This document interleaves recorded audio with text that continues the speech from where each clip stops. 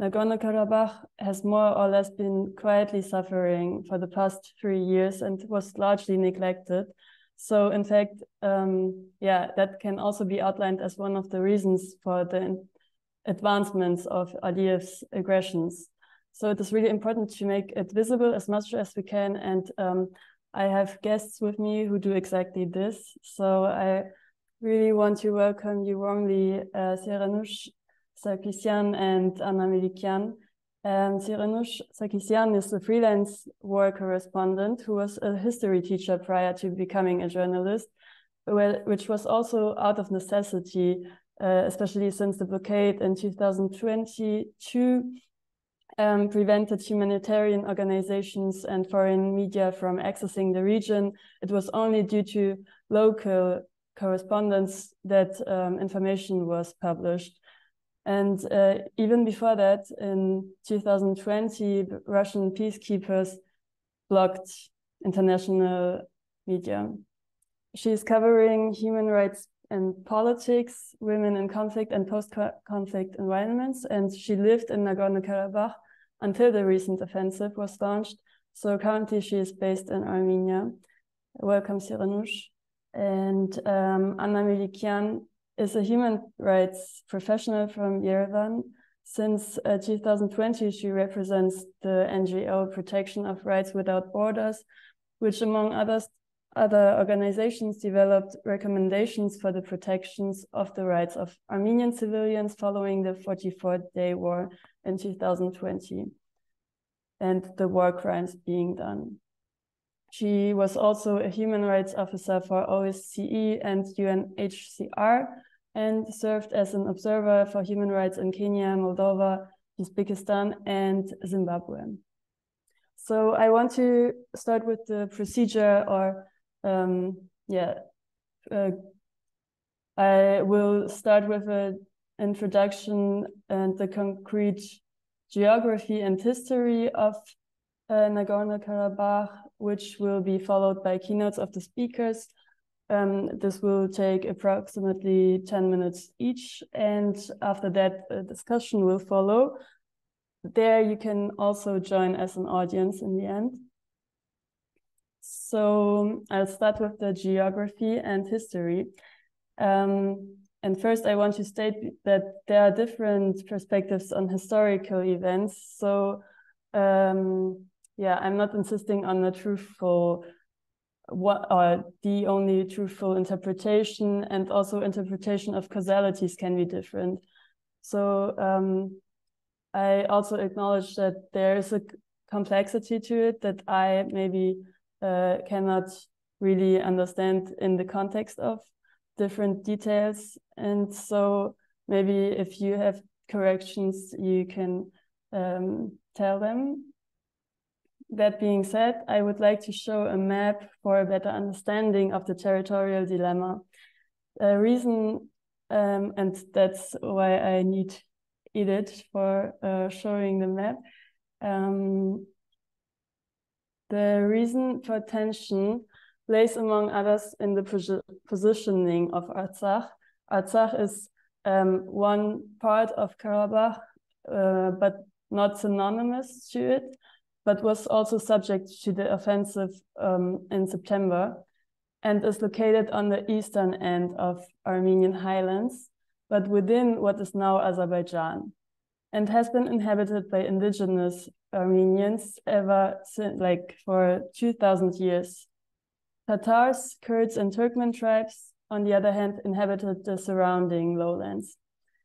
The protection of the highlands was one reason for resisting foreign domination during the imperial invasions, although there have been shifts of imperial influence and conquests of the region, and the imperial strategy of fueling tensions between ethnic groups didn't leave the civilians unimpressed.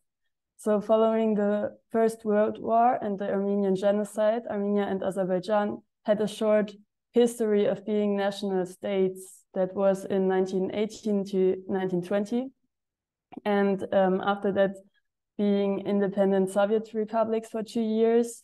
But when they were integrated in the Soviet Union, it was decided by the authorities to give Nagorno-Karabakh to Azerbaijan, despite the majority of Armenians living there, but also compromising with the status of autonomy. So that was the Nagorno-Karabakh Autonomous Oblast, what implied self-administration and protection of its local culture. That being said, it became more or less calm around the region. In the 80s, within the crisis of Soviet economy and nationalist endeavors, but also more freedom of speech, so that the desire for national independence became also louder, the tension increased once again, including deportations and pogroms on both sides. Shortly before the dissolution of the Soviet Union in September the dissolution was in December 1991, and in September 1991, a great majority of Karabakhis voted for independence, which was not recognized by Azerbaijan nor any other state. This was followed by a brutal 2-year-long war in 1992 to 1994, which resulted in many tens of thousands of victims on both sides and led to a frozen conflict for 30 years. Russia was a mediator for peace in 1994 and has military bases in Armenia ever since.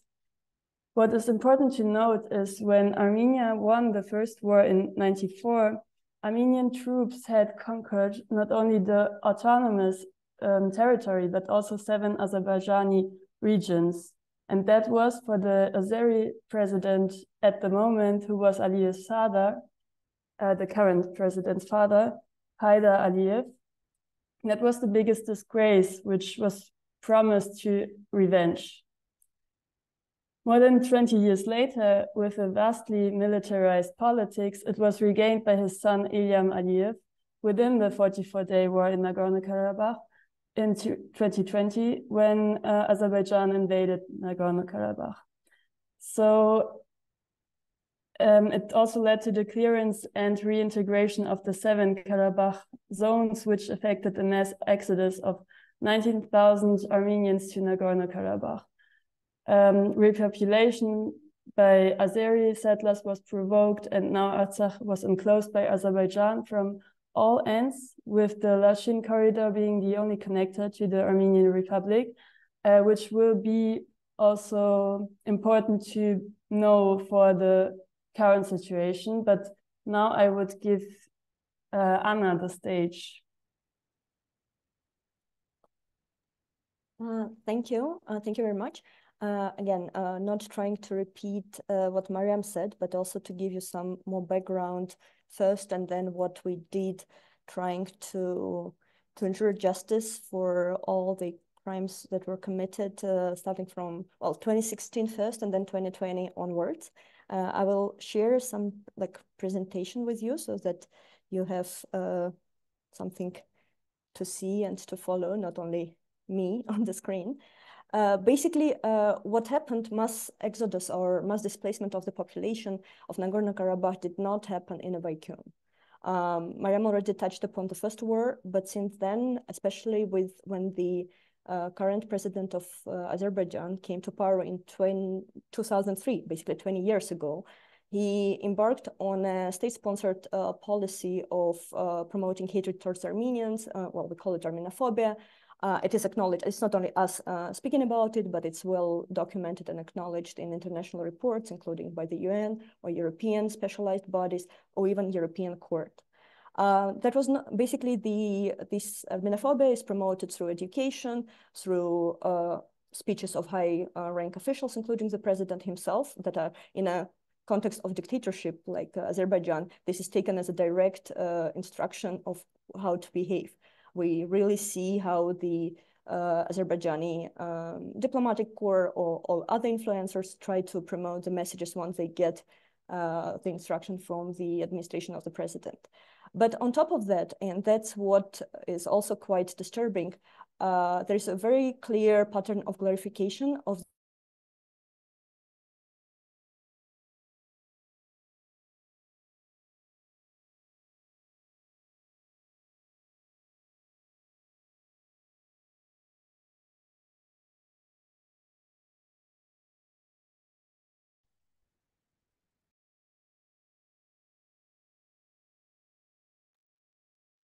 Anna, can you say something? We can hear you, I guess.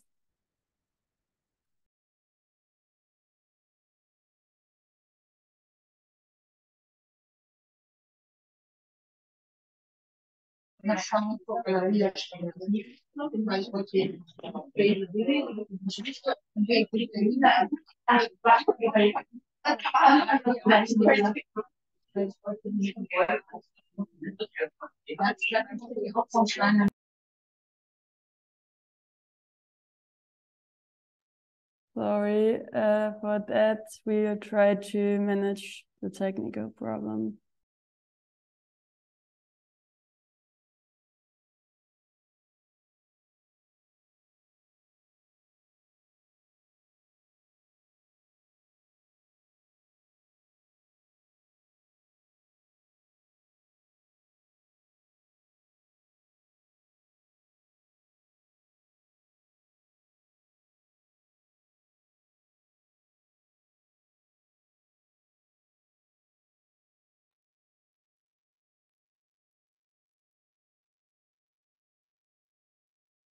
Okay,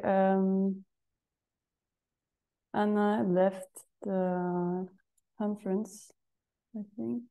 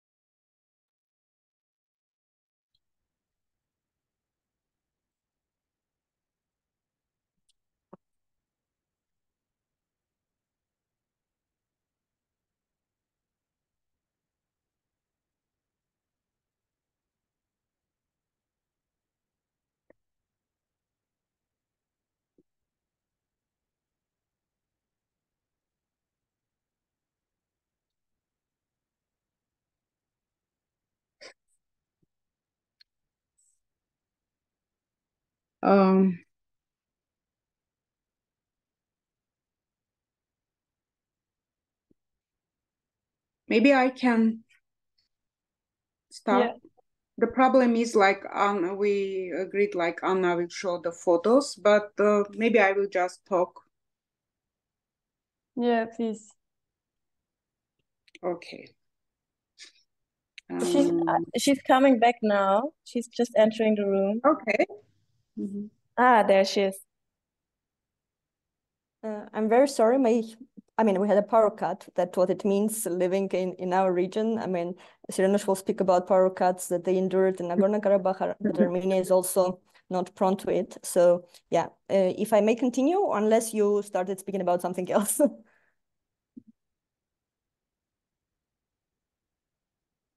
Yeah, I continue? You can continue. Okay. Yeah.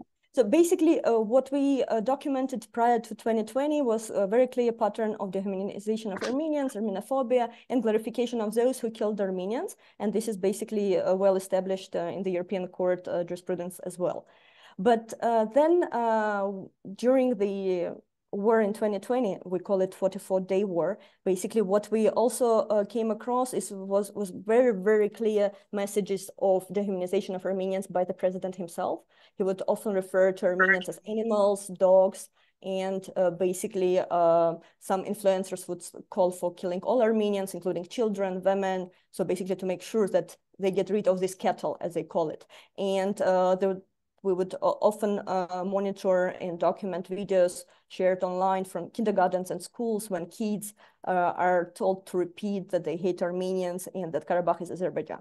So this is the general context. And then we had the war in 2020 that lasted for 44 days. Basically, Azerbaijan attacked Nagorno-Karabakh, and it was a very large-scale military assault. However, despite of it being quite a long one, there was not so much attention from international community. There was international media present, and by then there was still access for international media, but UN and other international organizations did not have access to Nagorno-Karabakh for decades. Azerbaijan would hinder any access, so basically what we had to do with local human rights organizations to take basically this job in our hands, and we did documentation of alleged human rights violations and violations of humanitarian law, including war crimes, so that we aim to ensure justice for victims. Basically, we documented cases of execution of civilians, including elderly and women. We documented dozens of cases of torture and inhumane treatment and other violations. And what I need to tell you here is basically that Azerbaijani servicemen did the job for us. Basically, we didn't have to do much in terms of collection of this evidence because they were proudly taking videos of all war crimes they commit, well, not all, but most of them, and disseminate them broadly through various social media channels with a view, basically, and I think it's a very safe to conclude that the aim was to spread terror among the civilian population of Nagorno-Karabakh, to show them what would be the destiny if they fall into their hands. I have a content warning now. I will show you some photos of the videos, screenshots of videos that Azerbaijani servicemen posted themselves of the crimes committed by them. And these were like a very apparent, like clear war crimes. So we have execution of civilians. We have, very, very cruel execution, beheading of civilians and prisoners of war, and mutilation, beatings, but we also documented quite a number of cases when they would use indiscriminate shelling, use of cluster munitions, incendiary weapons, basically all possible ways and to cause as much suffering and losses among the civilian population as possible. And on top of that, they also tried, this is, I think, a clear evidence of how they basically teach children what to do with Armenians. These are mannequins at trophy parks that they established in Baku, trying to, again, continue the humiliation of Armenians. Mariam already spoke about the maps and the context, but again, just for you, maybe to remind you. So the red part was the part that remained under the Armenian control after the trilateral ceasefire statement that was brokered by Russia in 2020, in November of 2020. And the blue part on it is the Lachin corridor that was supposed to stay under the Russian control, like exclusively Russian control by peacekeepers. And the free movement of people through that Lachin corridor was supposed to be ensured. On top of that, basically, with the Russians being deployed here, like in triangles, you see the Russian post here, the peacekeepers post along the line of contact. And that was the guarantee, or like the reason why the overwhelming majority of the population that was displaced in 2020 returned. They believed that once peacekeepers are stationed, they could freely return and continue their lives on the territories that remained under the Armenian control. On the left side, on the left-hand side of my screen, you see a poster with a Russian peacekeeper that says, "Karabakh, live peacefully." And that was kind of the message for people. However, it didn't work. And in addition to the Russian peacekeepers, Turkish and Russian joint monitoring center was established in Azerbaijan that allowed for the presence of Turkish troops that are still there. And basically, the Armenians of Nagorno-Karabakh remained surrounded by the Azerbaijani forces. And the only road that would connect them to Armenia and the world would be this Lachin corridor that was supposed to be under the Russian control. So since then, basically, we tried to achieve some accountability because on national level, it was not possible. It was a clear message from Azerbaijan, they're not going to prosecute any war criminals. So Armenian government filed interstate complaints to the European Court, to International Court of Justice. We also tried to file complaints, individual ones, to the courts, but also to the UN special procedures, trying to go through basically all possible instances. I will not speak much about the blockade. Siranush will speak about it herself, but basically today, well, a year and a day ago, on 12th of December, there was basically first government-sponsored so-called activists closed this only road that I mentioned, Lachin corridor. And then basically it lasted for over 9 months and was basically followed by a large-scale military assault in September, and Siranush will mention it. And people being surrounded and pushed first to Stepanakert from the entire territory of Nagorno-Karabakh, but then being surrounded by Azerbaijani forces and not having a possibility to protect themselves because the army had to give up arms. Once they had a possibility, once the road was open, and it was open one way, and I have to mention it here that was the message of Aliyev throughout these years, that the road would be open, but one way, for Armenians to vacate the territory, not to return. And it was officially basically documented on many occasions. So people left. Just to give you the gravity of the intensity of the suffering of these people, 64 people died on the road for various reasons, including because there was no access to medical care or because of the stress and hunger and being very, very weak.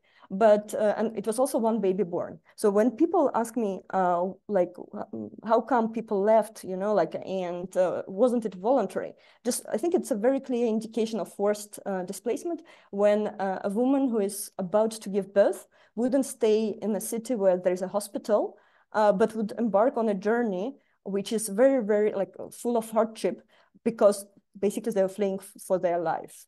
That was the perception of people. And I have this image, basically that was the photo posted by the Azerbaijani officials on their Twitter handles to show that once the last Armenian left, they washed the road, they washed all the traces of Armenians. And this is a very interesting resembling the map, the stamp that they posted in 2020. That was a stamp developed by Azerbaijanis that depicts a man who is trying to disinfect the territory. And you see the territory where the disinfection takes place, it's basically the territory of Nagorno-Karabakh. So basically they consider Armenians a virus, they cleaned it up, and that's basically, that started in 2020, and this is 2023 when the last Armenian left, basically. So since then, it was not only against Nagorno-Karabakh, I have to mention it here, but Azerbaijan attacked the Armenian territory, the territory of Republic of Armenia on a number of occasions. In May 2021, November 2021, September 2022, and anytime soon. I mean, every day, basically, we wake up and check our news whether there is any assault on the Armenian territory by Azerbaijan or not, because it's a warmonger leading a country. So that was one of the reasons why Armenia ratified the Statute of International Criminal Court with a retroactive jurisdiction as of May of 2021, when basically Azerbaijan attacked Armenia. And as a way to deter it from further attacks in a way. But what we also do as human rights organizations, we call what happened in Nagorno-Karabakh now in 2023 as ethnic cleansing. We all know that ethnic cleansing is not an international crime, but basically if you look at the definitions that were developed for it, it's a very clear, I mean, it just depicts what happened to the population of Nagorno-Karabakh now. And the reason why I showed you those photos of war crimes, yeah, and the videos that they were distributing all over, so that every Armenian of Nagorno-Karabakh see it and imagines what would happen to him or her once they fall into the custody of Azerbaijan, is basically to inspire terror, means so that civilians leave either themselves or they feel compelled to leave. And this is a quote from a report on former Yugoslavia, yeah, when ethnic cleansing as a concept was developed. And I think, again, when we read it, it's a deja vu. When we read the report, we see that the tactics, the methods have not changed, despite the fact that Azerbaijan joined Council of Europe, it's a member of the UN, and signed up all possible human rights conventions and everything. However, this did not change the pattern. And I think what is really, really dangerous now, not only in our region, but generally, and we saw it in the interview of Vučić, yeah, the president of Serbia, a couple of days ago, when he referred to the actions of Azerbaijani president and said, oh, you see, it's possible to solve conflicts or disputes with the use of force. And that's what Azerbaijani president is very proud. He keeps on repeating that, you know, everyone asked us to solve this dispute peacefully, but we solved it with the use of force, and we are great guys. So no one can tell us what to do else. But from criminal perspective, what we're also trying to show that this is, if ethnic cleansing is not the crime, but there is at least one of the crimes in the ICC statute, which is deportation and forcible transfer of the population. And we see that there is no need basically to put the gun to the head of the person to displace, to be called like ethnic cleansing or forced deportation, but to create the conditions that would be coercive enough, you know, like you starve people for 9 months or even more, you prevent their access to healthcare, you use large-scale military assaults against them, and basically then say like, oh, you can stay actually if you want. No, people don't feel comfortable, they don't feel safe to stay, and that's why we call it ethnic cleansing or the crime of forced displacement. And my last point is about what is happening now on international level. Armenia and Azerbaijan have been engaged in peace talks for 3 years since 2020, with different phases of success or not. But we have forum shopping because there are like lots of geopolitics involved. We have Russia being very interested in the region and trying to take the lead. We have the EU and US trying to facilitate peace talks. And Azerbaijan is basically doing this forum shopping, jumping from Moscow to Washington to Brussels, depending on the time. So at the moment, Azerbaijan refuses to engage in talks that are facilitated by the EU and prefers to engage in the talks facilitated by Russia. This is one of the reasons, actually, the overall situation in the region, why EU deployed a monitoring mission along the border of Armenia, because Azerbaijan keeps on threatening to use force against Armenia. And this is exceptional, actually. And 2 days ago, the EU even expanded the mission by 50%. Basically, usually, as we were told, they would not deploy personnel on the territory of a country that is a part of another military alliance, which is alliance led by Russia at the moment, and Armenia is part of it. So we have quite a number of problems at the moment. This is peace talks, delimitation of borders, constant threat of attack against the Armenian border. But on a good note, on a positive note, basically today we had 32 Armenian prisoners of war finally repatriated from Azerbaijan. We still have at least 32 more in their captivity, and they have been using all our prisoners of war as bargaining chips, trying to get some concessions from Armenia. This last one, for example, this batch of 32 were exchanged on the condition that Armenia would withdraw its bid to host a climate change conference next year and support Azerbaijani one. So for any good reason or not good reason, they would use our prisoners of war, not returning them as required by Geneva Conventions, but basically using them as hostages and bargaining chips. I finish here, and then I'm ready to answer all your questions. Thank you. Thank you, Anna. Siranush, would you like to go on? Okay, thank you for having me to talk about the topics which has been almost forgotten. So I was trying to sum up this year and ask a question myself, like how average women in a war-free country try to sum up this year. What problems did she face? What achievement did she have? And after being under 9 months ongoing starvation, siege, 2 days war, forced displacement, becoming stateless and refugees, the goal of my compatriots and mine was just simply to stay alive this year. During these 9 months, we were deprived of almost everything, food, medicine, fuel. But for me, and not only for me, the hardest part was like, we feel like we live in a prison. During especially winter, the harsh winter, when the gas supply was cut, electricity, and also internet and phone periodically was cut. So we, in our houses, we sit in a cot. Children couldn't simply attend classes, and lack of fuel also make more difficulties because the connection between villages and Stepanakert was almost cut. And even that small amount of food which locals have, we couldn't from villages bring to Stepanakert. And because of malnutrition, we have increase of deaths. People simply died because from the villages they couldn't come to Stepanakert to hospital. And especially last 3 months when Azerbaijan installed checkpoints and they deprived even humanitarian aid, which was brought by Russian peacekeepers and Red Cross. It was also prevented, and people just simply starved. And as you noticed, there was food coupons which government provide, like we can at least have small amount of food, but it was like simply impossible to find. And bread, which was our main nutrition, like people for that were staying in a line for a long time, and just only for simply for one loaf of bread.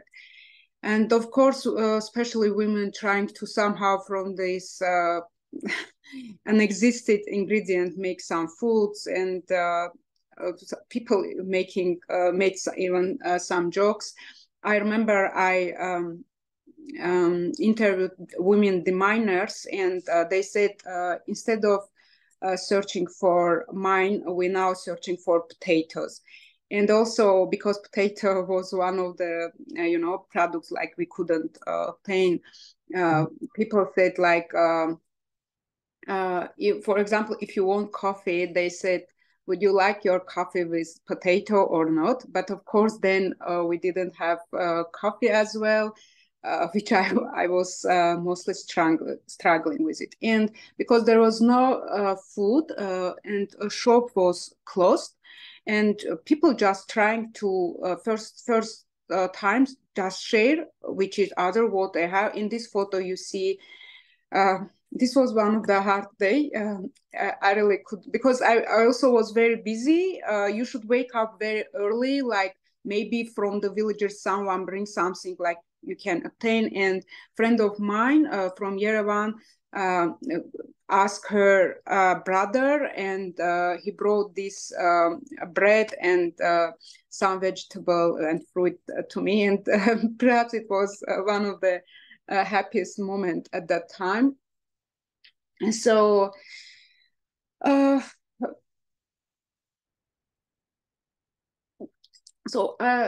Stepanakert was like a medieval town, because there was no transportation, and you could see horses and donkeys in the city, because villagers tried to bring some food their relatives. And shops, as you see, there were simply without any kind of products. And under this condition, when we were I want to talk about how act Russian peacekeepers and international community. So Russians were mostly, just observing. They didn't do anything.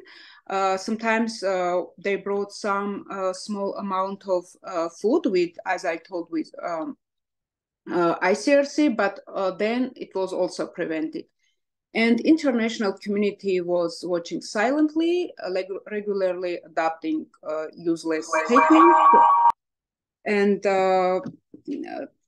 in the photo you see like they took selfies and giving interview. In the background you can see humanitarian aid, which didn't receive to us. Just imagine at that time when mothers were waiting for baby formulas on flour to make bread, but we just wait for it.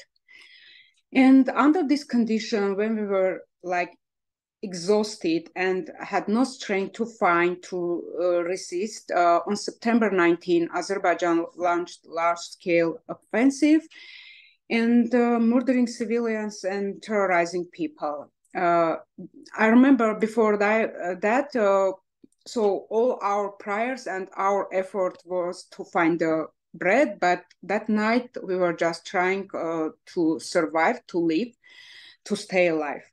And already after several hours, when attack started in Stepanakert, you could see a lot of people. In photos, you can see kids were injured. In only one village, we had this is kids from Sarnakpur village, and the school, they have only 6 children in school, and four of them just died. And this is, for example, in the photo, Spartak, 2 brothers of Spartak, they died. 8 years old and 10 years old boys.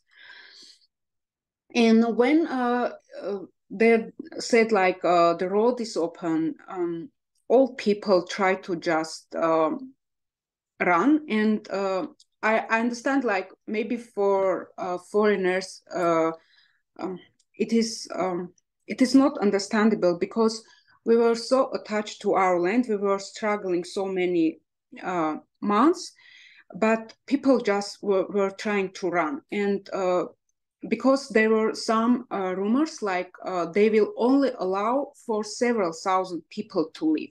And everyone, of course, wanted to be in that part because it was like the death somehow wanted to catch you. And because already girls told like we didn't have fuel, and there was only one fuel station, and all people, around 1,000 people, around there and try to find fuel, and that deadly explosion happened, and around 300 people died, and part of their bodies, it's simply unrecognizable. And after that, in just 1 week, more than 100,000 people leave their homeland. And this is first time in our millennial history, like Armenians don't live in their homeland. So it was hard for me also personally to say goodbye to my home, to my place. In addition to lose whole our homeland, for my family, my sisters, their kids, my mother, we lost our 2 homes in our village Sos, which is near oldest church Amaras, and also our vineyards, mulberry orchards, our arable lands, and in Stepanakert, my elder sister lost her houses, and even she was provided a new apartment by government because her husband died during 2020 war. He was killed, and but she couldn't even live at that apartment one day. And also, of course, for her hardest part is that she leave her husband's grave. So, and now in Armenia, we struggle even more difficulties.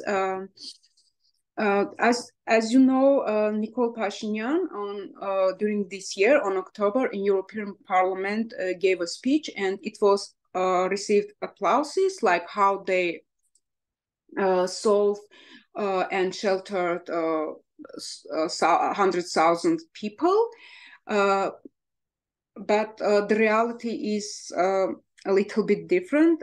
In this photo, you can see families who live, who can't simply afford houses or rent an apartment, and they live in defunct kindergartens or other institutions. Of course, government provide and implemented several programs, but even to receive this assistance, you need special documents, which is also hard to obtain. And when I took a lot of interviews, and during these interviews, most of time, women who I talked, they said like, of course, in Artsakh, in their houses, especially when they live in villages, it was hard, and it was not secure. But now they feel more insecure because they said like, even there in that condition, I had a house. I know like next month I will have place to sleep. But now, for example, how I don't know how I will pay for this apartment and how I can take care of my 6 kids. And in the last photo, in a closer, I want to also come back to the question, because there is a lot of question like why we leave and why we didn't stay. And as Anna told, even after 2020 war, most of Armenians, we went back to our homes, and Lucine, in a photo, Lucine from Hadrut region, which was already occupied by Azerbaijanis during 2020 war, and Lucine had at that time 5 kids, and her 6 kids died after war when he was born, but Lucine went back, and she was living in Stepanakert in a dormitory, in only this small room with her 5 kids, and then she gave birth to her 6th daughter, and they were during blockade, and they were living in that condition. And when I asked Lucine about hardship, she always said, it's okay, it's fine, just we don't have war, we will live in this condition, but at least in Artsakh. So, but all this war, blockade, and what's happening then just didn't leave us any kind of chance for Lucine, for me, and for others go back. Thank you, and I also will be happy to answer your question. Thank you for sharing, especially your personal experience, which is very precious. And it's really incredible how you and all the people there persisted within such hard times, and it shows a lot of strength. And that's what my first question would be, how you resisted. What was because I mean it was 9 months of total blockade. How did people show solidarity with each other? How did they help each other and resist? Oh, thank you for your question. So, you know, when we already was in Armenia, and I talked with the women, you saw in a photo in a kindergarten. She's so they were in one room. They were living with 70 people. So her 2 sons, daughter, and grandchildren.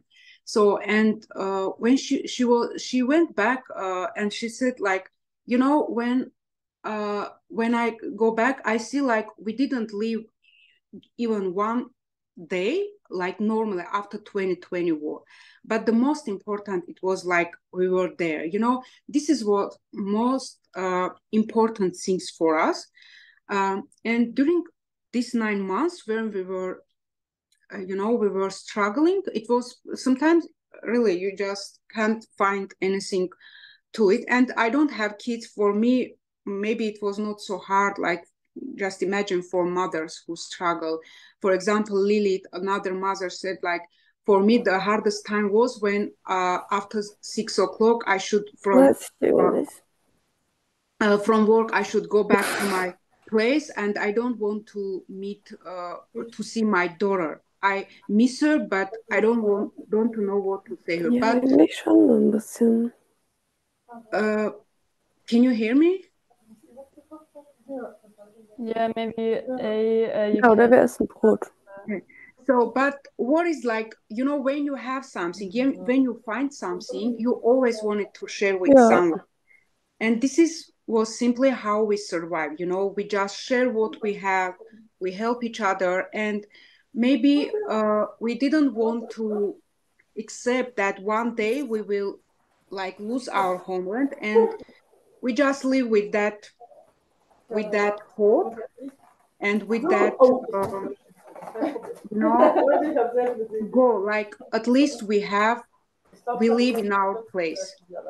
And even in that hardest time, I think we live in a better condition, because now a lot of people, when I talk to them, they said, I would prefer not to have food to eat, you know, and live without electricity, without anything, but at least in my place. So our homeland, like simply that land, that was the main reason, like, gave us strength to live there, which we don't have now. And I think now we have more uncertainty than before. Even I think we are privileged, I can say, as a refugee, because we lost our homeland, but now we have another homeland, but it's not the same. They are very kind. I live in my friend home. I still couldn't afford to find a place to rent.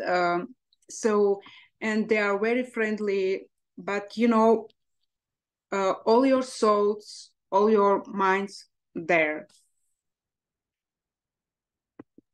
Thank you.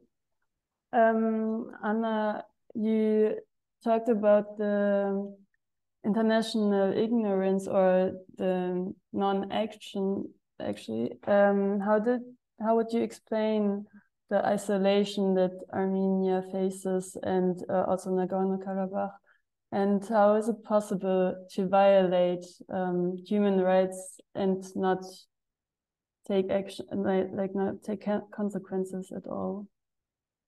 Well, I would say that initially, up until this ethnic cleansing of Nagorno-Karabakh that took place in September, October 2023, most of our interlocutors from international organizations or like different states, governments, etc., whom we would try to reach out and sensitize and warn, actually, we were like screaming. I really like that word that Siranush is using in some of her posts. Like we were all trying to raise awareness and give heads up that this is coming, you know, like it's not that we're drama queens trying to warn about something that is not real. People would tell us, oh, you know, your conflict is so complicated. There is a lot of like Azerbaijan really employed very successfully, I have to say, mirroring tactic. So whatever allegations or whatever issues we would raise, they would immediately say something like similar. And people, for an external observer who doesn't know the actual situation on the ground, all of that would sound like similar, and we are far, you know, like at the outskirts of the Europe. So kind of unless it poses a real threat to kind of bigger countries, no one would care. I have to say, and it made me a little bit like first a lot of frustration, but then also like I got like really angry that people or like governments and international organizations woke up only when we had ethnic cleansing. When like the last Armenian left Nagorno-Karabakh, we host one delegation after another, you know, like now Armenia is in the spotlight. And actually what one of my colleagues noticed that like when Borrell delivered a speech like a couple of days ago, he started with Armenia and only then like he spoke of Ukraine. So just they were trying to give attention to Armenia because of this over 100,000 refugees and absolute ethnic cleansing of Armenians from Nagorno-Karabakh. So only now it made it to the headlines in a way. And it's very unfortunate. So it shouldn't take the full ethnic cleansing to pay attention to some significant human rights violations that are happening on the ground. In the 90s, okay, I mean, sometimes people would say, you know, in the 90s, there were other waves of ethnic cleansing on both sides. I also come from a refugee family. My family was displaced 30 years ago, yeah, I mean, during the first war, and we never were able to go back because Azerbaijan wouldn't just allow for that. And the same happens now. Basically, we have deja vu every now and then. So once they take over the territory, they don't allow people, Armenians, to go back, despite all the agreements and all the concerns or deep concerns of international communities. Unfortunately, what we see now, it's not only in our region, but in a broader region, yeah? When real politics come first and the rules-based order or all the human rights mechanisms that were established after the Second World War to prevent all of this from happening basically don't work. They fail every now and then. And what we also keep on saying is that once the international community tolerated Azerbaijan's use of force in 2020 to solve the dispute instead of peaceful kind of mechanisms that were in place, it opened the way for Russia to continue and many others. As I mentioned yesterday, Serbian president also said, oh, that was such a great approach by Azerbaijan. They waited for a good geopolitical moment. It took them almost 30 years, but then now like the situation is good for them, so they attacked and they took over the territory back. So they have the territory, they don't have the people, no problem. And it's very, very, very concerning generally for me as a human rights lawyer, you know, to see that all those mechanisms that we are trying to make use of, to make effective, basically fail. And when you don't have any hopes to have justice on national level, like in Azerbaijan with the dictatorship, and international mechanisms don't work for prevention, first of all. Unfortunately, it seems that it's cheaper to pay for refugees than to prevent a crisis and forced displacement of thousands of people. And as long as it is like that, and geopolitics and economic interests come over human rights, we would have more and more genocides, ethnic cleansings, and other crimes against humanity. And what is not only shown in the blockade and the behavior of the regime is also that due to bodily and mental harm that is being done, you can also say that these are signs of genocidal behavior. But what does that mean to, in a rhetoric, say this is genocidal? What consequences are tangible that can be done?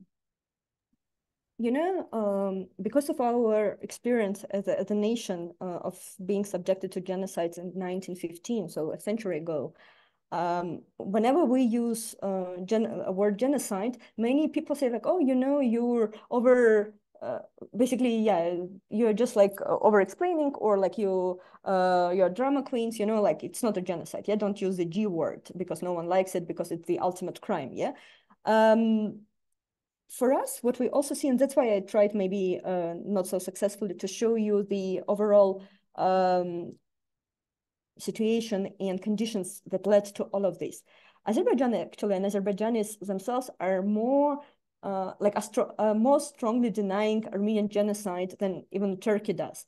So for them and for us, with all the experiences that we have and all this denial happening, what they do now and the way, or even like, I don't know, the joy they take in killing Armenians and taking videos of it and disseminating it, and all those statements that we keep on hearing from the other side, yeah, despite the peace talks going on, give us, I think, a very clear indication that if they had a chance to exterminate all of us, they would.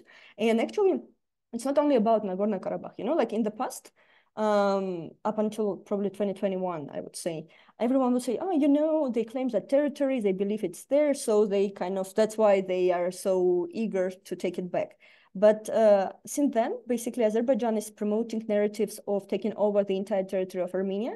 They call it Western Azerbaijan, and they deny Armenians' existence, basically, as such. They say, like, oh, it's not a nation, it shouldn't exist. And very often, rhetorics that they use would be very similar that we hear from time to time in the Russian rhetoric vis-a-vis Ukrainians, you know. So these are patterns that apparently certain aggressors kind of keep on using, trying to justify and dehumanize people so that it's easier to kill them.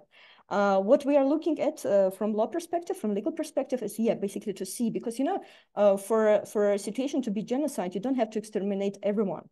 Once you have the intent even and you kill even a group or a part of a group, then that would qualify. It's all about the intent, and that's what we are looking at in terms of official policies and statements of the government, high-ranking officials, and generally, yeah, I mean, why it is so encouraging and so rewarding for them to kill Armenians.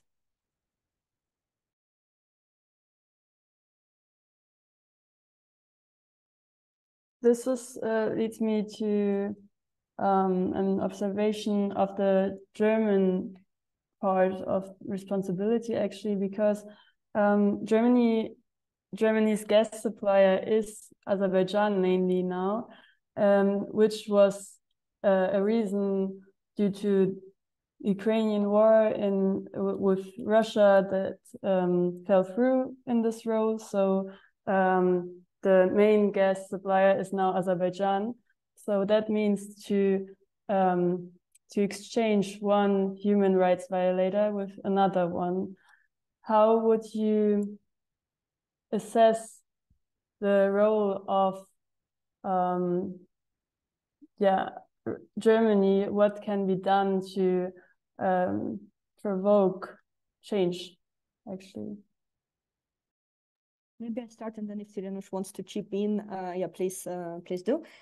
Basically, what we saw in 2020 and afterwards, when we were working with individual governments and EU and others advocating for the application of sanctions against human rights abusers, because we have to be clear, Azerbaijan commits human rights abuses not only against Armenians, but against its own population. And it's a very, very poor record of human rights respect. And right now, while we speak, they keep on arresting journalists on trumped up charges. And I mean, torture is quite widespread, and lots of other violations, like whatever comes to your mind, they have like the full basket of it.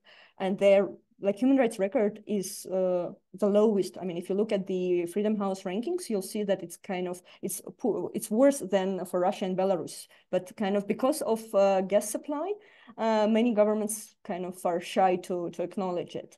And that's what we were telling them, you know, like you cannot, you're growing another monster, you know, like once you engage in kind of this kind of deals with them without any accountability, any conditionality for the improved record like of human rights and like other aspects, then basically you just allow them to grow and to use the momentum, which he did very clearly. And only after the ethnic cleansing, I think the German, it was very clear when the German Minister of Foreign Affairs, she got so angry, she was very frustrated, and she said that basically Aliyev lied. He promised to them, including to Germany, that he would not attack Nagorno-Karabakh and would not use force against the population, and he did. And that was the reason why basically EU changed a little bit its rhetoric, saying that maybe the time to look into the sanctions and some other things, but because of its reliance on partial, I mean, it's not, we also have to be clear that we should not overestimate the amount of gas supplied by Azerbaijan. I mean, it's not full kind of replacement by of Russian gas or other things, but it's just one of the sources. But only because, I mean, of this geopolitical situation, they're just like really, really using their cards very well. Cyrianush, would you like to add something? Well, you know, it's fact that German, even journalists, not only government, but journalists, they were not so active. I can say from my experience, because during blockade and during war and exodus, I was interviewed a lot of time, and not a lot of German journalists, you know, wanted to cover these topics. But me personally and my competitors, we don't see German as a, you know, separate. We see German as a part of European culture, and we know you know, hundreds of people. I talk with hundreds of people. They have the same opinion. Like, we are all disappointed. It's fact. And I remember a young woman, a lawyer from Artsakh. Before leaving, she turned a book about human rights, and she said, like, I don't, and she said, I hate myself, like, why I study all of this, like, this is all bullshit.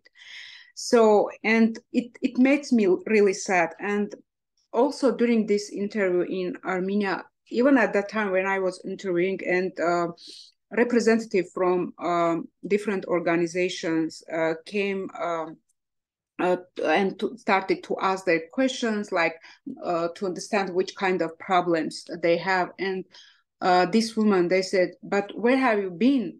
Like 9 months, we were telling, I couldn't give any kind of food to my kids. Why didn't you do anything? Why now you came?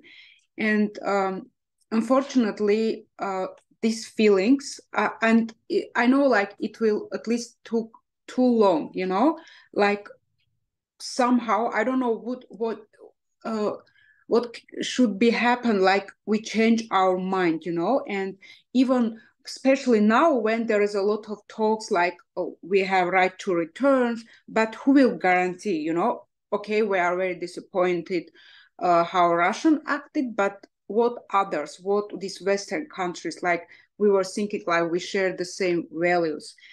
So, and this is like not only what they did, but even now, like how much harm they did to us. Like, I don't know what should happen. Like, we started to believe again, like, no, there is a human rights, there is a value, and maybe other peacekeepers from other countries, from European countries can come, and in this case we can return to our homes.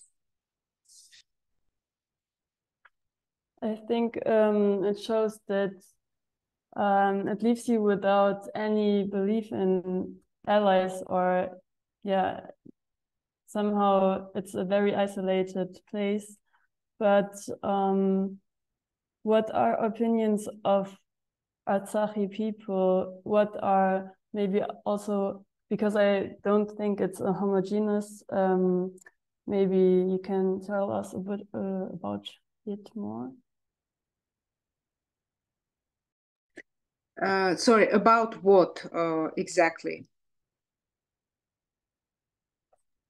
About the different, maybe also political opinions of people that are now left in Armenia, who fled Artsakh. What are their opinions, or is it very like do they all think the same, or what is a range maybe also? You know, I really don't want to talk as I told you, I interviewed a lot of people. You know, we have the same. This is really unfortunate, and you know, I remember when I was, for example, taking photos during blockade, when people were in a line, and women starting to, you know, sometimes they were very rude, and they say, why you are doing this? You know, like it's useless. I said, no, you know, I wanted to believe, like, somehow, if there, maybe people don't know, maybe this organization, this decision maker, they don't know. I really want to believe. And till last days, you know, before leaving, and even now I'm trying, like, at least we were understood, because when there is a talk like, you know, why you didn't stay, or Azerbaijan, you know, say it like, oh, we allow you to leave, was your choice, but in which conditions they leave, you know. Several months ago during blockade, they spread information like, oh, they are building a prison in Agdam city, and they will took all our men in prison. So, and before leaving, especially men, everyone, you know, they said goodbye to their families.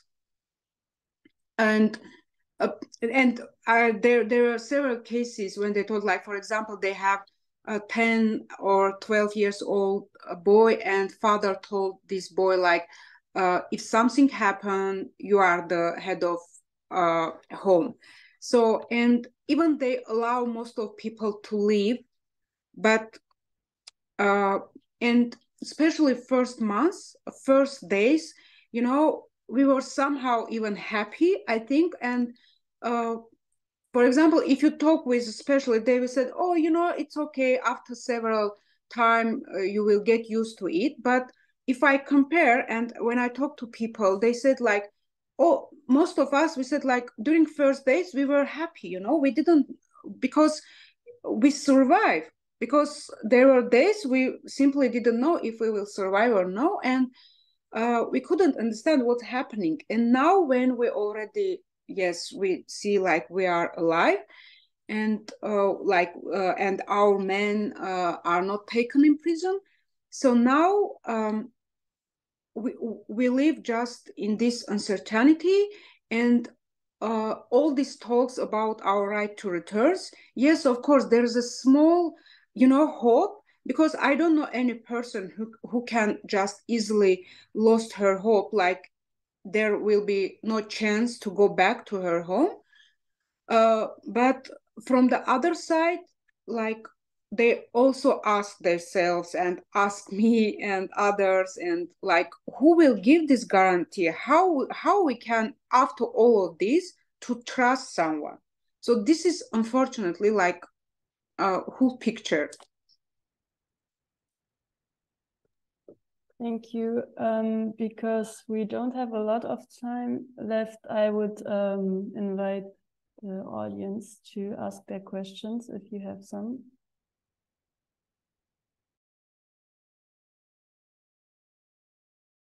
And if you don't want to talk, you can also write it to the audience, if I may. Yes. If possible, I mean, even if you don't take the floor, but just maybe raising hands. Have you seen anything on your TV in 2020 about our war or now? I mean, did you see any coverage about what's happening in Nagorno-Karabakh in recent 3 years, including this year?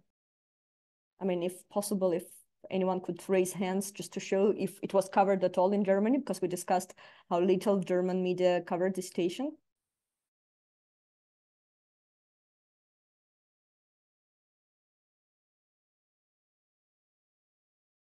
You can also, if you don't want to show a video, you can have an emoji raising a hand. But it was only one up and one down. Yeah, well, thank you. I mean, that was just, again, to make a point that basically smaller conflicts, relatively smaller ones, yeah, I mean, don't get attention. We got a minute of glory, if I may put it in inverted commas, yeah, I mean, after the ethnic cleansing, like there was, like we were flooded by journalists from all over the world, you know, like who would be at the border meeting all these people fleeing from Nagorno-Karabakh. But then it didn't last long, for a couple of days, and then, I mean, there was another crisis in the Middle East, and then kind of the attention was basically just turned to the other part of the world. And people just stay here, and the winter is here. It's quite difficult now, you know, like for all these people to survive. And I think what is different now from what we had in 2020 is that, yeah, basically no hope of return, of real return, safe return and voluntary return home. In 2020, I think most of the people kind of coped and survived knowing that, okay, there is some hope that they could go back and start all over from scratch. Many people were displaced throughout their life 3-4 times, you know, like, because unfortunately, since the collapse of the Soviet Union, I mean, we had waves of hostilities, and thousands of people were displaced from Azerbaijan from time to time, and the space was shrinking for the Armenians in Nagorno-Karabakh. As well, slowly, and then, I mean, basically it closed in September 2023. This is actually now, just again, maybe to make it clear, it's not only the conflict between Armenia and Azerbaijan over a piece of land, as many try to present, especially in international media, who doesn't want to get involved, you know.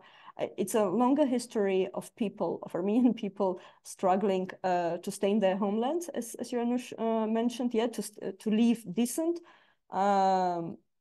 dignified and safe life, basically, and to be a democracy, to have some freedom, and basically now the option for them is either to live under the rule of a dictatorship, or to be a refugee, maybe for life, yeah, I mean, as long as it takes. So I think it's now, well, for a couple of years now, including this year, there's a lot of responsibility on the international community that at least declares that is a strong supporter of human rights, you know, to go from words into like to actions, and to take steps basically more clearly showing that, like, there are red lines. We heard that the red line would be attack on Nagorno-Karabakh and killing of civilians in September. I mean, there was a very clear message, but then that red line was blurred apparently, so kind of now there's another red line, like attack on Armenia, then there would be another one, you know, kind of as long as you tolerate these kind of aggressions, they would happen more and more, including in regions closer to Europe.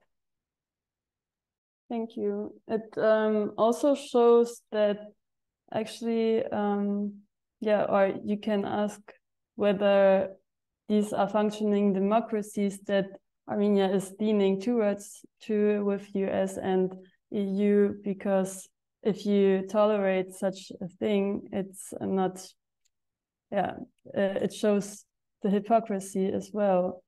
And I would like to ask, because you already mentioned I lost my point.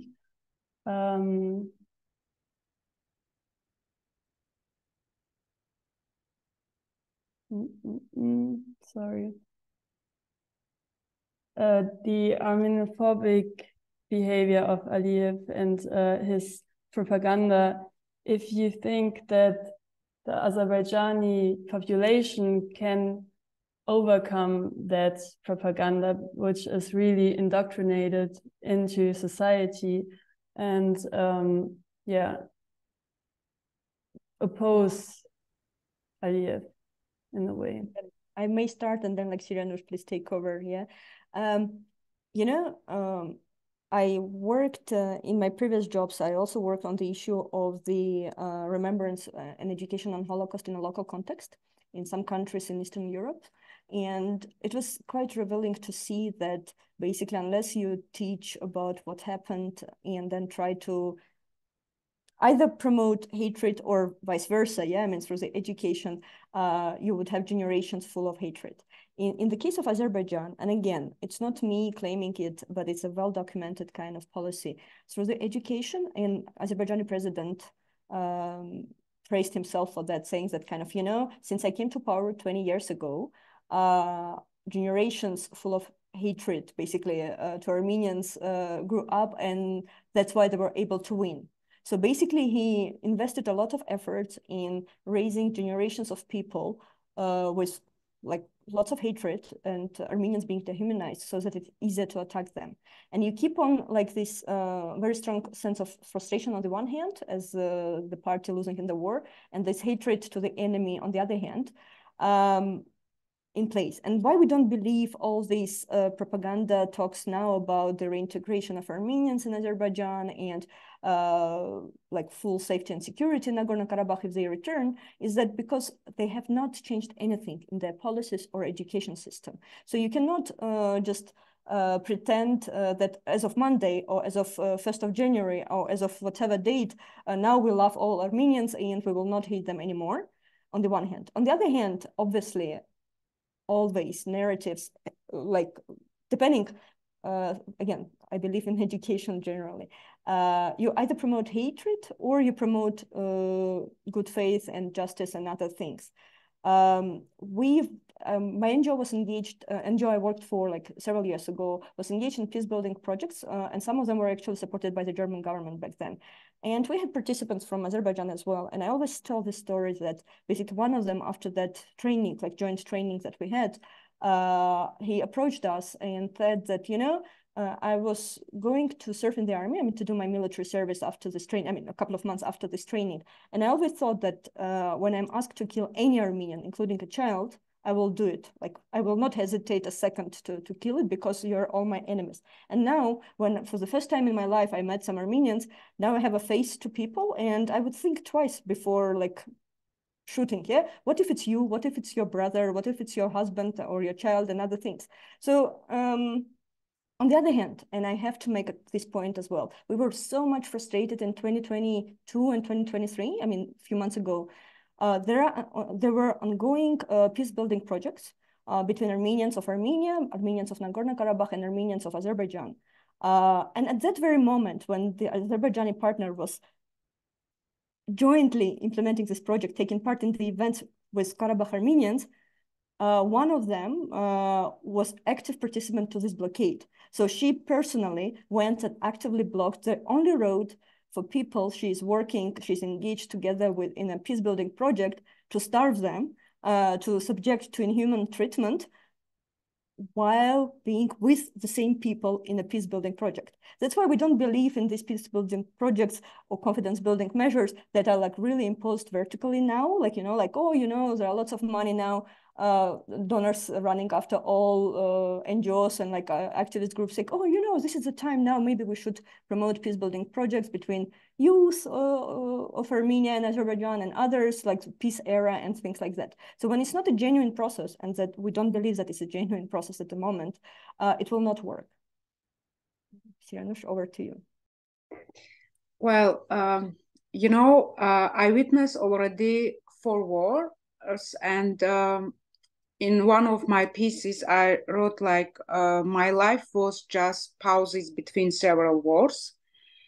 So, and of course, as a person, I'm fed up, really, and I want to believe like somehow in some time it is possible like peace, but just now I see the opposite. And of course, after every war, I ask myself like, why, for example, German and French people, they could live together peacefully and not we.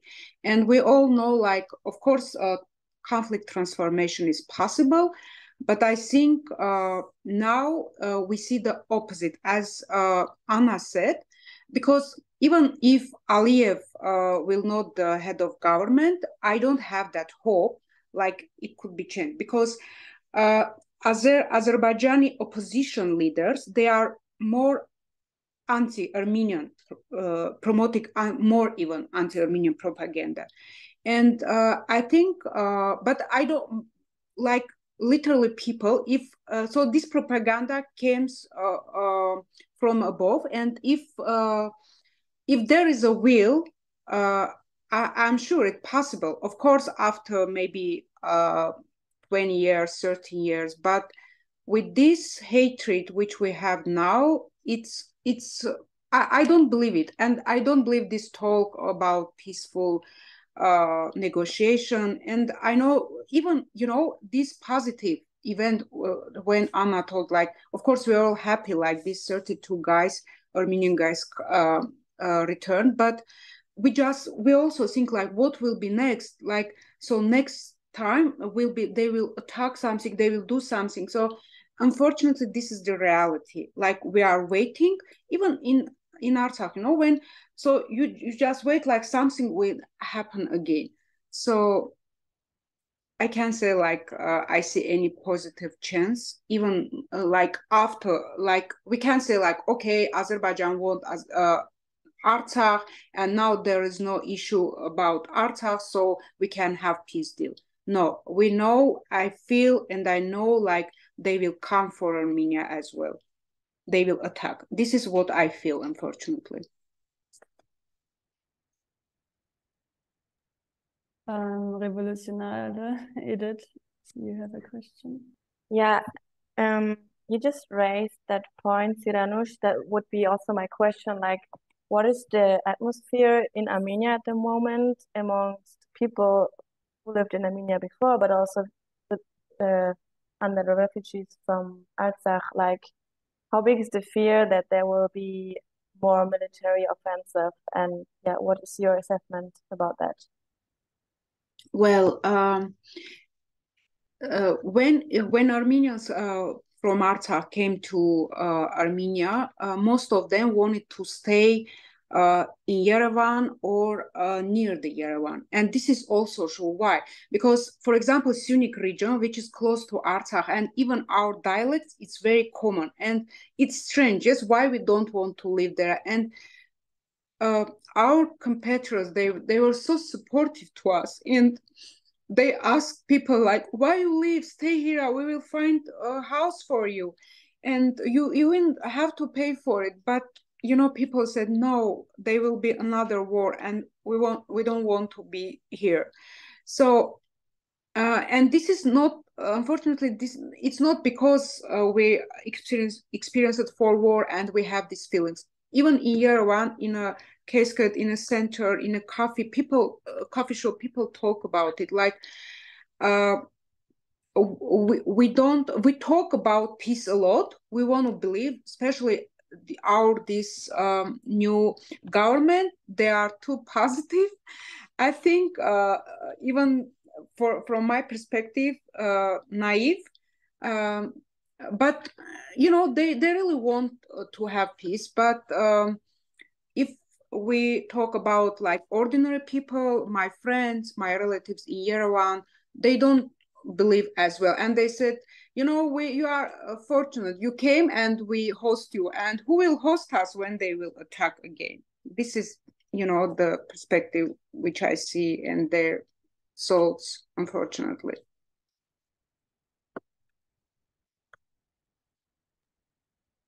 There's also an alliance between Turkey and Azerbaijan, which shows ideologically pan-Turkism ressentiments, and I wanted to ask if you feel, because Erdogan was visiting Nahичevan recently and said that there should be a corridor between Azerbaijan and Nahичevan, which is on the west side of Armenia. So this would, divide Armenia in the south and would also violate the integrity of territory of Armenia. How you two would assess this being realistic further attacks? If I may, I will just show the screen with the map again so that people understand what we're talking about. That's another bone of contention between, well, Armenia and Azerbaijan, or like appetite of Azerbaijan is growing. So on the south, if you can see, there is a rather narrow part of Armenia, Syunik, that Siranush referred to, and we're bordering Iran. In between Syunik, like on left in green and then like on right, is Azerbaijani territory. And they insist to have a direct road, both railway and basically just a road connecting exclave and mainland Azerbaijan. Technically, Armenian government said that basically they are all for opening all communications in the region, because Armenia was under the blockade since early 90s from Turkey and Azerbaijan. So we have 4 international borders, but only 2 of them were operational, with Iran and Georgia. Turkey and Azerbaijan did their best to cut off all connections to Armenia, including various railways and other supplies. So they really demand, and that was another kind of warmongering rhetoric from Azerbaijani president, saying that if Armenia does not agree voluntarily to allow for extra territorial corridor, not just a road, but basically extraterritorial corridor, so that Armenians would not have any control on it. It would be Russians, technically, that was the official version at least, taking over that corridor. Then we will use other means, and other means in their rhetoric means military means. As I mentioned in my presentation, we had acts of aggression against Armenia on a number of occasions in recent years. And in the end of September, after they ethnically cleansed Artsakh, I think up until mid-October or even end of October, if you ask anyone in Armenia, how do you feel? Like, what is the likelihood that Azerbaijan would attack Armenia? You would hear like over 90%, if not 100. Yeah, I mean, every day you would wake up, check the news, think, have they attacked? Have they attacked? It was like in the air. And it took a lot of international diplomacy, both public and tacit, to prevent it. I mean, we believe that kind of there was quite a strong intervention from various international actors to stop it. Azerbaijan gets encouraged by Turkey a lot, and they follow their example. They get a lot of weapons from Turkey. They got lots of military, both during the 2020 war, including mercenaries from Syria, yeah, but also like just general command. And Turkish leadership does not deny it. They acknowledge it, saying like, oh, finally we managed to help Azerbaijan to take over Nagorno-Karabakh. We will connect the all Turkic world, and the only obstacle to that is that the southern part of Armenia, basically to connect Turkey to Azerbaijan and then Central Asia. And up until now, I mean, now it seems a little bit kind of safer generally, not fully safe in that sense, but a little bit safer with all these internationally mediated talks and some steps. But again, we don't have any guarantee, and that's what people feel, that kind of they would not attack tomorrow. And even the presence of EU monitoring mission along the Armenia-Azerbaijan border does not prevent Azerbaijan from attacking, basically. It was deployed in the end of 2022. And since then, basically, we still have people killed from Azerbaijani, like Armenians killed by Azerbaijanis all over. So basically, it behaves like a hooligan. It continues to behave like that, and I think like what it also does, it's like trying to push the boundaries to test, okay, is this still okay? I can go further, or when they get like harsh response from international community, they stop for a bit, trying to find a better geopolitical moment than to continue.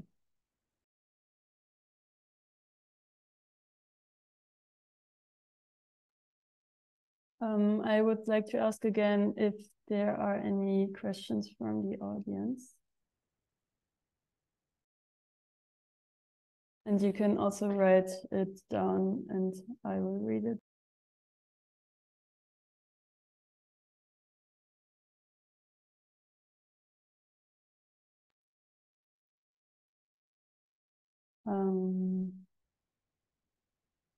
I don't see any question. Oh, yeah. Okay, I have another one, sorry. But yeah, I was wondering if you maybe have some recommendations. I mean, we all know what is important to do. It's keeping up the attention, which is mostly missing, especially also in Europe, in Germany. But would you recommend some organizations who do a very good work on the ground, maybe also at the moment to supporting refugees in the core land of Armenia? Yeah.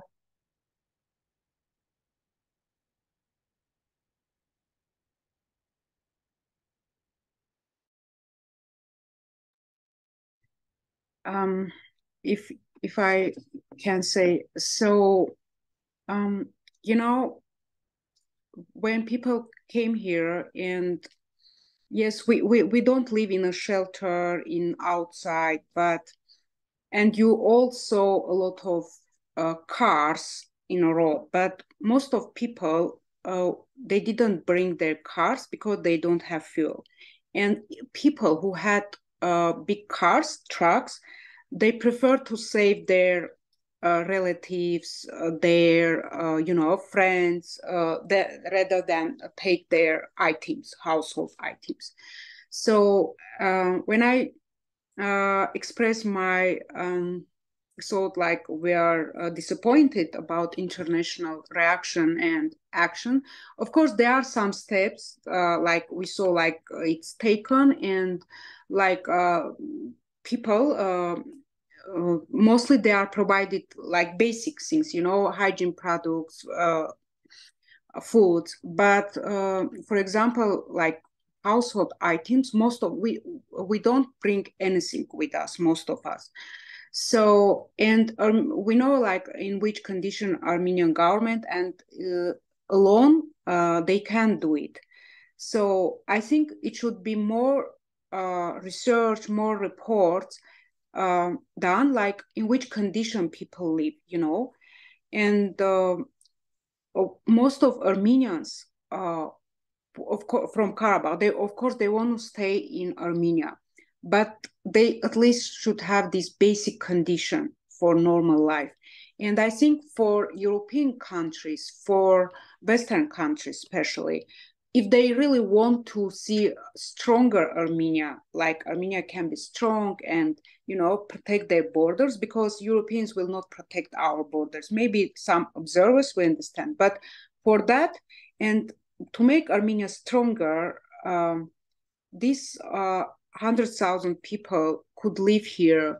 They are teachers, doctors, and for that, at least if international community and Western countries fail to raise awarenesses, to take any kind of steps to prevent these genocidal actions, at least they could help Armenia to help us to integrate in Armenian society and to have a better condition, because we lost all of our property. We don't have anything with us.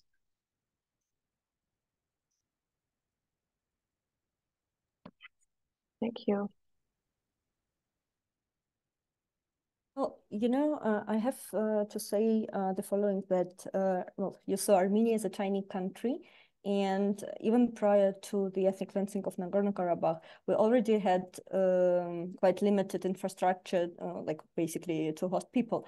We also experienced a huge influx of Russians, but also Ukrainian refugees as a result of the war in Ukraine. So all possible kind of housing options were already taken. And for people coming from Nagorno-Karabakh, again, and the winter is coming, yeah, I mean, kind of, it's like really, really very unfortunate that most of them had to flee their houses without even documents, you know, they didn't have time to grab like the running kit, basically, yeah, I mean, with documents or like whatever valuables. And I think all these problems, starting from accommodation up to documentation and many other things, and this lack of certainty, yeah, about their future really, really causes a lot of distress and suffering, let alone all these psychological sufferings that people went throughout this month and in the last days of the blockade and then military assault on them. We have to do a lot of efforts basically to help these people to integrate here. I mean, to feel a little bit safer at least than they had before. Armenia receives some financial support from European states mostly, but obviously it's not enough. When you convert the humanitarian aid per person, you know, like it's just like few euros per person, and obviously it's not enough to meet all the needs of these people. On the other hand, I think we are all very grateful for the support that whatever states provides, because otherwise Armenia wouldn't be able even to cope like with this minimum that these people now get, yeah, I mean, all the refugees now get. I think on my part, it's not so much humanitarian aid that we need, but basically we need stronger actions from the governments to demonstrate that this kind of human rights violations like this should not be tolerated, and there should be sanctions in place against the perpetrators. There should be also more conditionality with the European contracts, including on gas supply, etc., because otherwise you would not improve the general situation in our region, you know. And then when you see, when there are all these talks about democracy versus dictatorship, what is stronger, where do you have more security, you know, like do you have to sacrifice your democracy to have like stronger security in the region when you have neighbors like that? I think it's a very, very dangerous kind of trend, and we don't want to step back, you know, like from the path that we chose. But the experience demonstrates that unless there is a stronger solidarity of democratic states, countries with this poor human rights record could do what they want and get away with it, which is very, very unfortunate, despite being part of the European space in terms of human rights structures, yeah, Council of Europe and other things. So I think what we try to advocate is more accountability and stronger, yeah, including both like legal accountability, I mean, through sanctions, through some conditionality, so that at least when they say there are red lines, that we see that there are red lines, and international hooligans are punished.